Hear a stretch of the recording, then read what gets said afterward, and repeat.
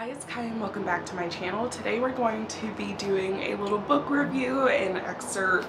read through of Don Miguel Ruiz Jr.'s The Mastery of Self, a Toltec Guide to Personal Freedom. And this is basically the basis for everything that you've ever heard about attachment styles and the law of detachment and manifestation and all of that stuff. But I will have to say, I feel as though, number one, a lot of creators who talk about that type of thing, because I feel like especially if you're over on TikTok, that you've seen a bunch of videos about like manifestation and the law of attraction and detachment and stuff like that. And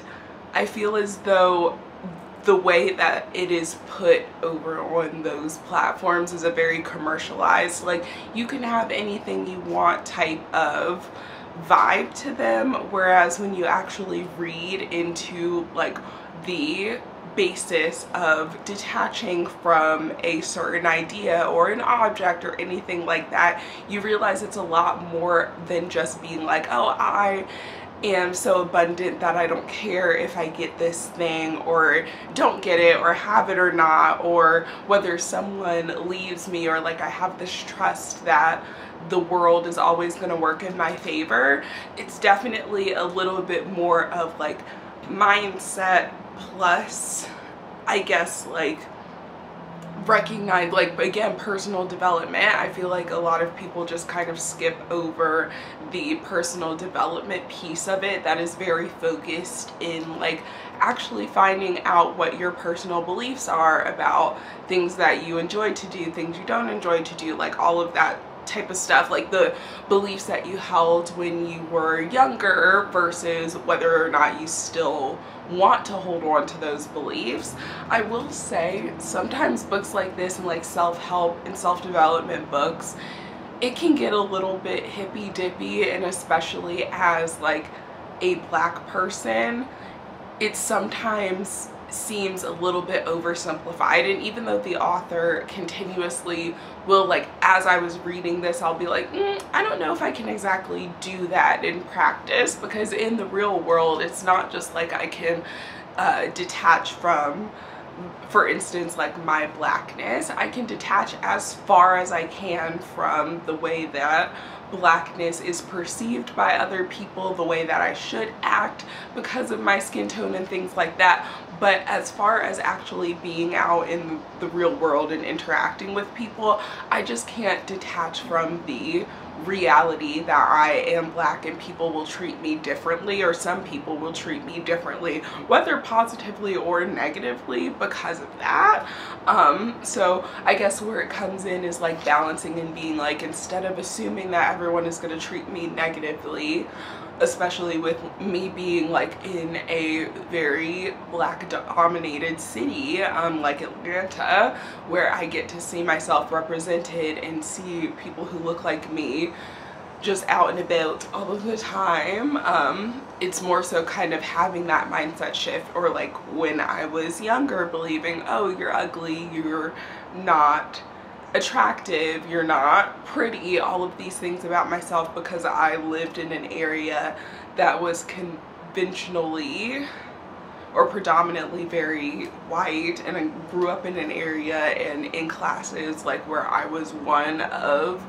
you know, 4 Black people, usually me and my sister, and then like 2 other Black people were in the class. So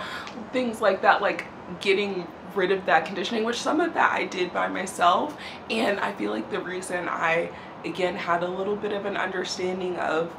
attachment and detachment and stuff like that is because I have been in therapy for so long, and I feel like that is something that especially a lot of newer therapists, or not even newer therapists I should say, but like therapists who are actually developing their practice and like interested in finding different methods and modes of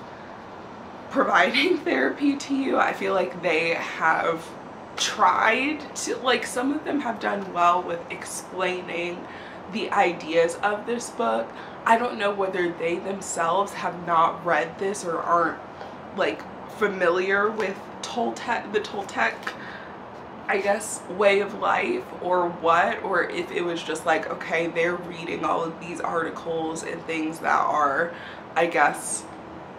like taking this information secondhand, or maybe they read it and were synthesizing the information. I don't know what the case is. I don't even know if it's that my prefrontal cortex is more developed now, and so that I can actually conceptualize and like work through these things mentally on my own. But for some reason, even though it's almost written very simplistically, very similar if you've read The Four Agreements, which was written by the author's father, Don Miguel Ruiz Sr., which I would personally recommend starting off with that one. I feel like that is a great, like, just succinct, quick rules to live by. It's a book or a practice, or I guess rules, again, that I kind of revisit every once in a while to just kind of be like, okay, make sure that I am saying what I mean to say when I mean to say it, being true to myself and stuff like that. And then I feel like some of the, like, these two work hand in hand, but again, I feel like the first book, or The Four Agreements, is a good place to start, or a better place to start, because there, even as someone who has done a lot of therapy and again has read books like these, who is getting more comfortable with the idea of attachment and detachment and domestication, which is like other people imposing their ideas for how you're supposed to live life onto you, which is like a really big topic of this book. Right, there were some moments where I just felt as though, like, I have written in the margins, as we'll go over, kind of that, like, okay, but why should I? Like, in reality, can I actually do this in practice? So I do think it's a good book to read, especially if you kind of are struggling with the ideas of manifestation and being like, oh, I can have everything in the world. I guess I should go back to and rephrase what I said earlier. This book teaches you not that you can have everything in the world, but that you can have anything. And I think that has definitely been something that, as I've been on my personal journey of like leaving the corporate world and thinking like, yeah, if I want to do creation, if I want to go back and do writing, if I want to do perfumery, these are all aspects of myself that I am allowed to show the world, whether or not they are traditional paths or traditional careers, or, you know, what my degree went to. Like, I'm detaching from the idea that just because I got an accounting degree, that means that in some capacity I have to do accounting, even though there's a lot of aspects of accounting that I absolutely loved.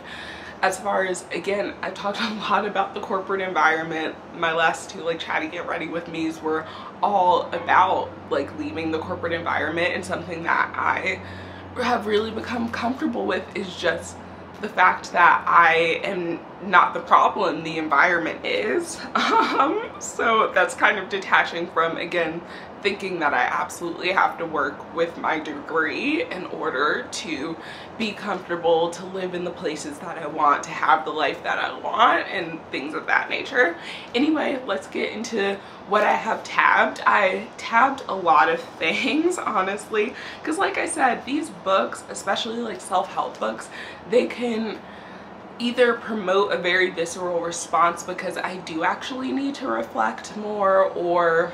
they can kind of make me think, okay, like, this is a little bit of a, like, you haven't ever lived in my shoes or lived the world as a certain group of people in order to, like, make this, I guess,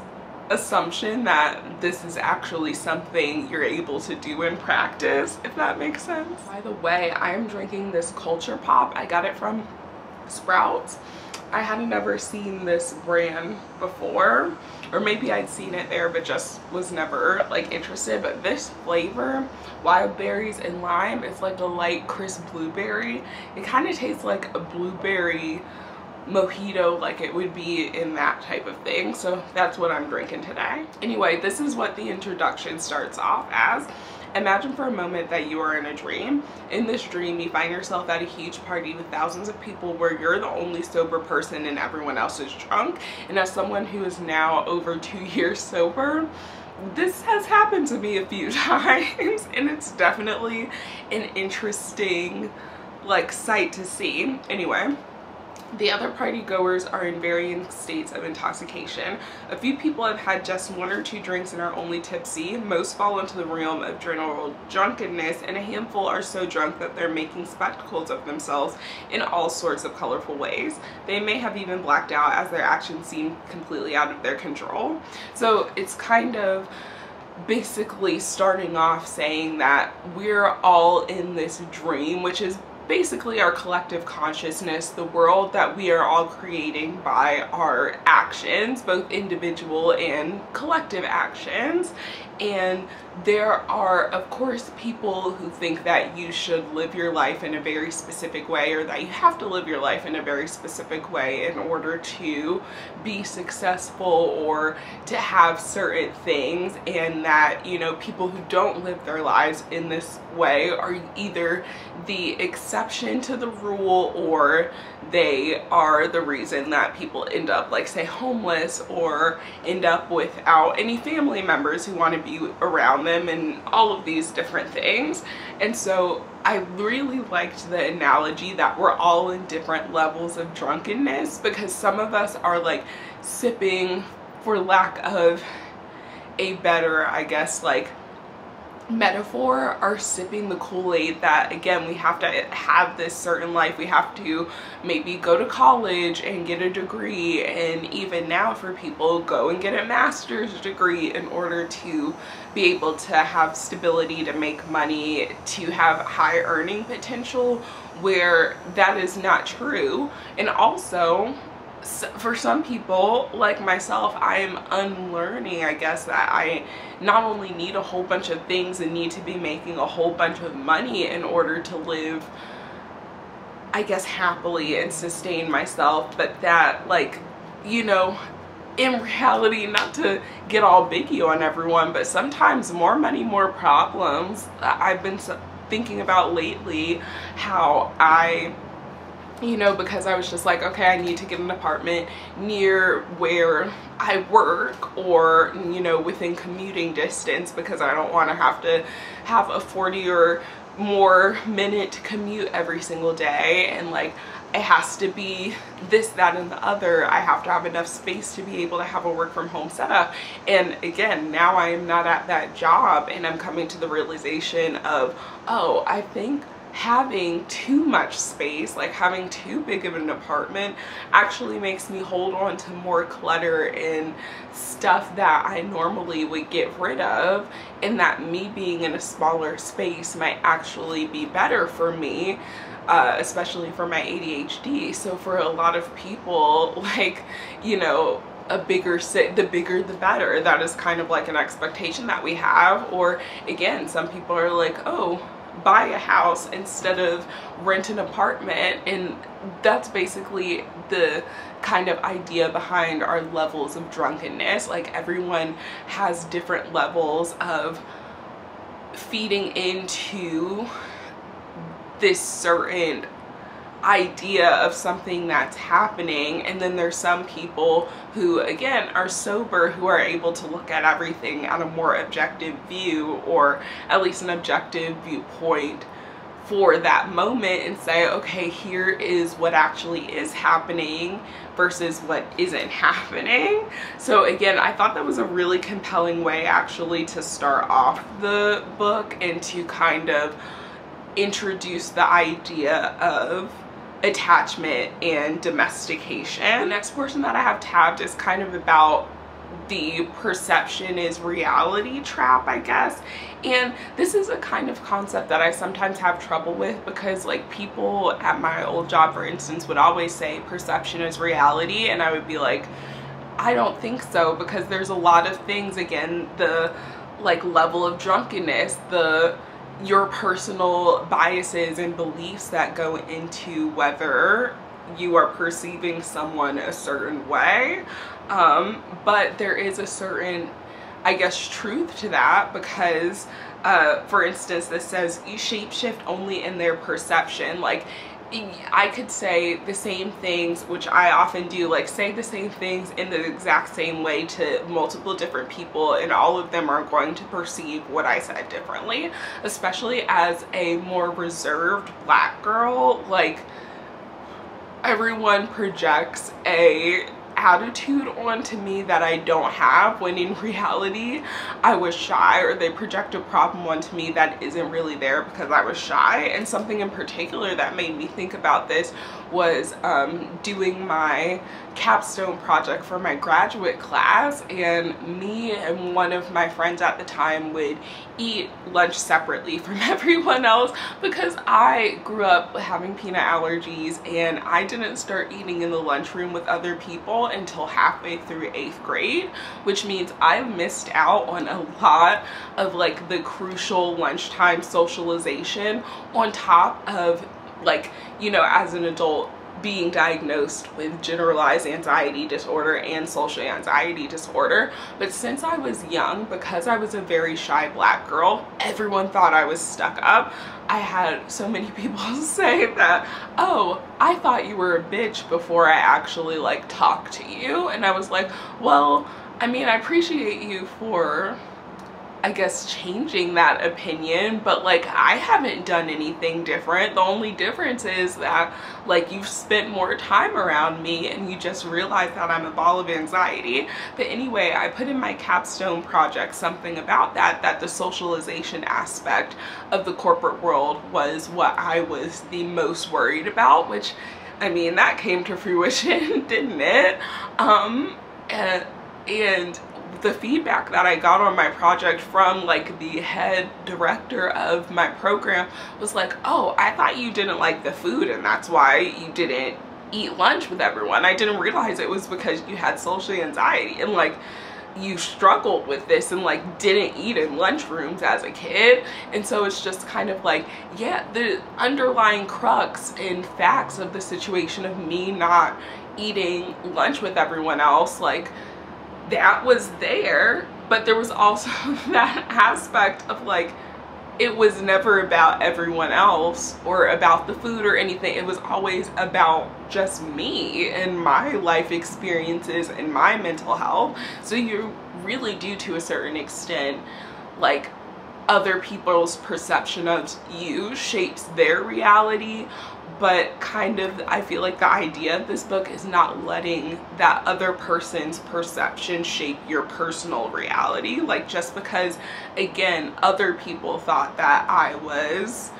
conducting myself in a certain way doesn't mean that I actually was. And it doesn't mean that, like, moving forward that I need to be like, oh, I might as well not even try. Like, I can say, again, even in the corporate world, that I definitely did my best at trying to fit in with other people and was still perceived as, like, you know, the square peg in a round hole. And so, again, letting go of the personal belief that it ever was me, that I was ever the problem, versus like other people's perceptions and their biases, and them thinking that I should act a certain way because of the environment, or because of what I look like, or because of who I am, or because of the way that other people act. Like,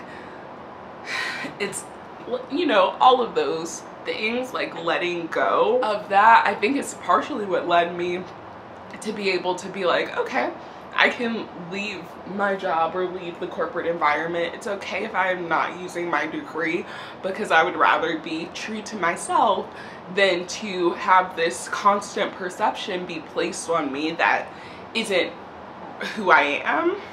The next portion I had tabbed was the end of the section that was explaining domestication, and it was going through this example of like being told as a kid that you have to eat all of your food in order to get up from, you know, the table or whatever, and just eating to the point of being overfull or overly sick even. And I feel like that is something that a lot of people, especially like kids, experience. Like, oh, eat all of your food, you have to eat all of your vegetables even if you don't like something, or if you don't want this thing, or if you have food issues and like all of these things, and how that domestication, it's called, can carry throughout your life, and how you basically become attached to this idea of, oh, I have to eat everything off of my plate in every meal, even though the person who originally like told you that's what you needed to do is no longer actually forcing you or imposing their will upon you. And that's the way that a lot of people go about their lives. Like, you have to do this against certain thing to have this life, because someone else told you that that's the only way to be successful, or that, you know, again, in this example, there's a lot of like other people who would die to have as much food as you, but that doesn't mean that you need to do something that is harmful to yourself. So like, again, kind of a good example of like how to untangle what is your personal beliefs, what is your body telling you about what you're eating, how much you're eating, etc., versus what someone in the past has told you about that thing, and like is now impacting, again, like your current state of mind, even though it's like years, months, whatever later, and that person isn't even still there. And again, they basically call this when we are able to domesticate ourselves, self-domestication, which is, as it says, the result is that we have people living lives that aren't their own. So again, living by a set of rules that they don't actually believe, just because it has been told to them over and over that they have to do this thing. And it moves further into explaining that once we have been domesticated and we're able to self-domesticate ourselves, that we move into domesticating other people. Like, oh, just because Sally Sue said that her boyfriend texts her 200 times a day, like, my boyfriend has to text me 200 times a day or else he doesn't love me, when in reality for me that would be very overwhelming, and like just one check-in a day is sufficient for me. Like, if you were to go to Sally Sue and talk about your relationship and she was like, oh, well, he's not texting you 100% of the time, like, then making you feel bad about like the status and what works for your relationship. And I feel like we all kind of can relate to, again, other people's ideas for how the world or how relationships or how whatever should be impacting the way that we believe everyone else's relationship should be and how they should conduct themselves. And it goes into like the narrator in your head, which is, you know, either the ally or the parasite, and that the ally is someone who is making you feel happy and is,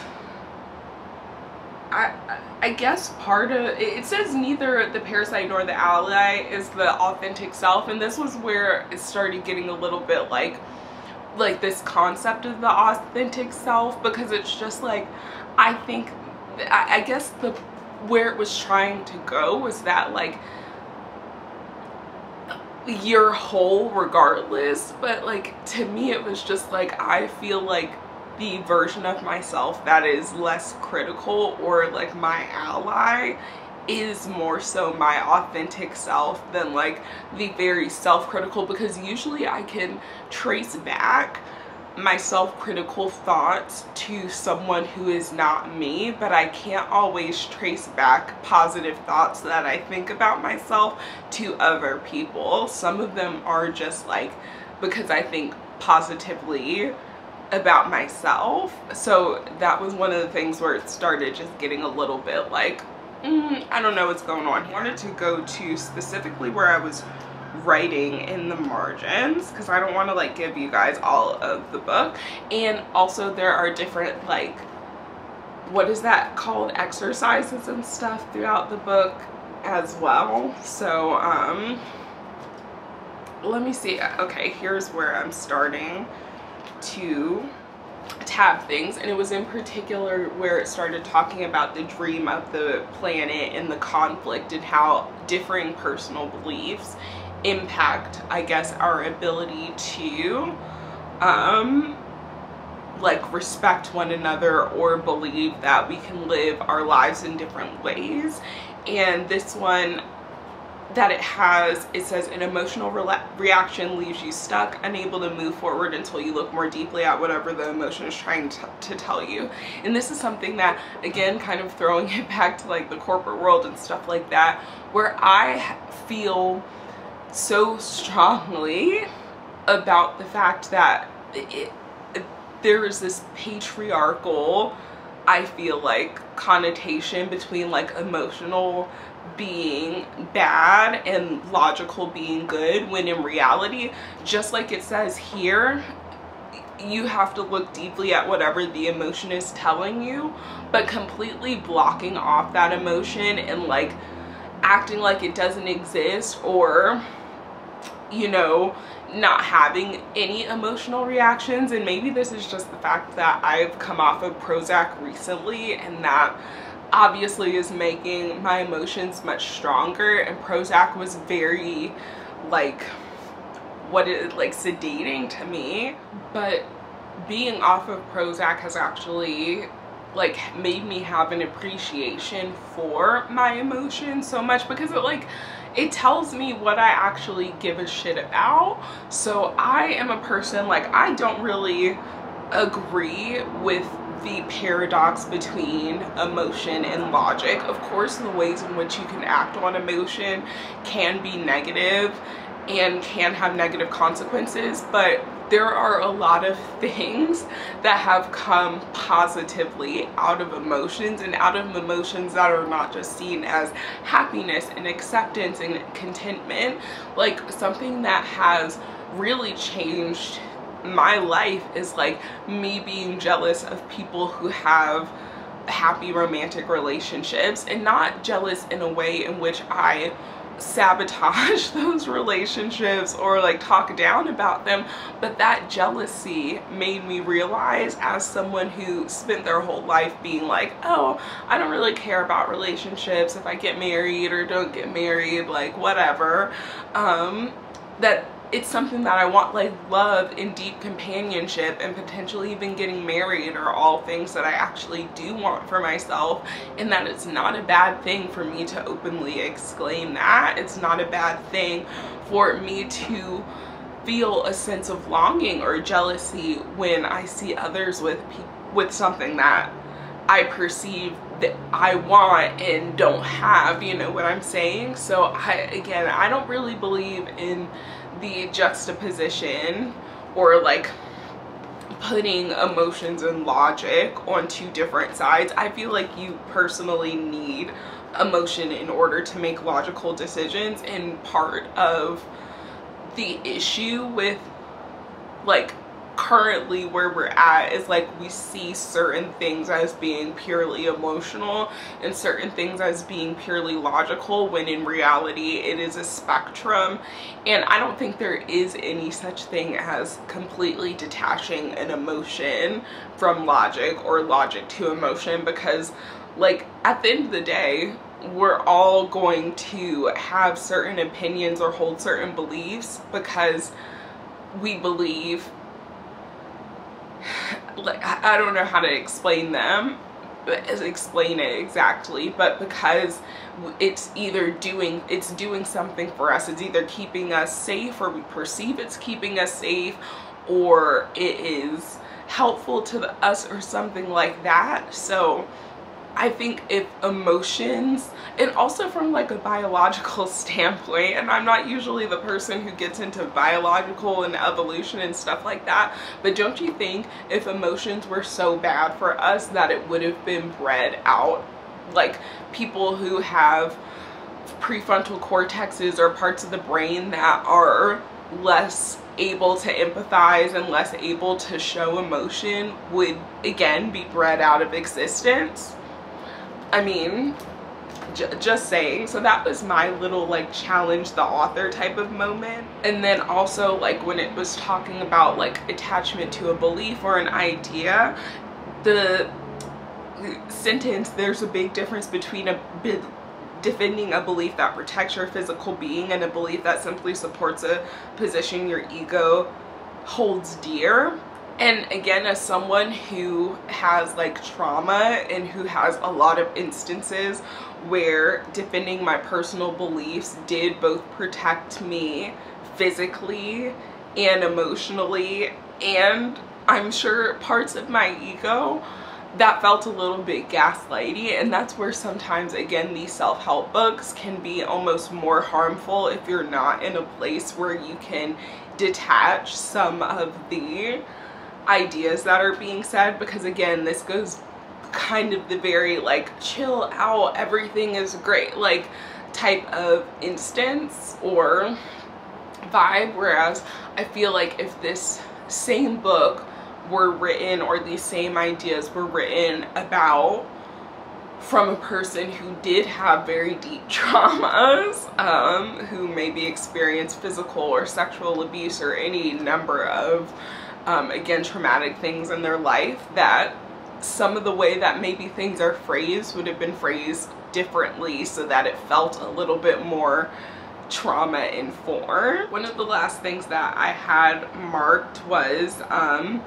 the idea of conditional love and respecting someone else even if they disagree with you. And of course there are instances where I definitely believe that, but like what I have written in the margins right here exactly is, so realistically I'm supposed to respect a racist. So yeah, that is basically what I have to say about this book. I feel like the excerpts that I kind of read through, like I said, I have a lot tabbed, and I feel like we would be here for even longer if I went through absolutely everything that I tabbed, but I feel like I talked about like the main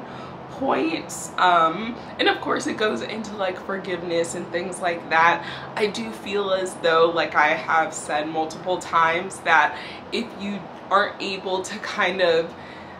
detach from some of the ideas of like, you know, that emotions are bad, or like some of these things that I feel like have a very deep rooted kind of somewhat misogynistic background, and it's just like, you know, like I said, those last few passages where I really disagreed with some of the points, I feel like come from me being someone who navigates the world with trauma from a very marginalized group as a queer Black person. So I just feel as though, again, it's kind of one of those things, take it or leave it. I have a hard time like rating out of multiple stars self-help books, because I feel like there is something that you can get from every single one of them, even if it's not necessarily the self-help book for you. I would probably say that it was more necessary, or that I got more, and again, this could just be from having been in therapy for years and like introduced to these topics previously, but I feel as though the Four Agreements was and is like something that is more, that I think is more crucial for people to read, whereas I could see people getting this and either coming away from it with what some of the things that I've come away from it with, or coming away from it with the, again, kind of manifestation, girly, law of attachment, TikTok, very individual, like only caring about myself type of mentality from it. So again, read it, don't read it. It is $15.95 from wherever I got it from. I think I either got it from Target or Barnes & Noble, because those are the two places I usually get books. I'm pretty sure it was Barnes & Noble this time, but yeah, again, I think it's a good read, but definitely take some of it with a grain of salt. Anyway, I hope you guys enjoyed that. Let me know what you're reading currently. I don't know what I want to read next. I have quite a few books on my bookshelf that, you know, I've been wanting to get into. I'll probably read something fictional next, just because this is like self-help and nonfiction, and I can't really read too many of these books in a row. it just gets a little bit too, like, I feel like I'm gonna, I guess, like, sell all of my possessions and go off on a farm in Utah or something like that. But anyway, I hope you guys enjoyed this video. Let me know what you think of this book, if you've read it, or if you want to read it, or if you pick it up and end up reading it. I hope you guys are having a safe and fantastic day wherever you are, and I'll talk to you guys in the next one.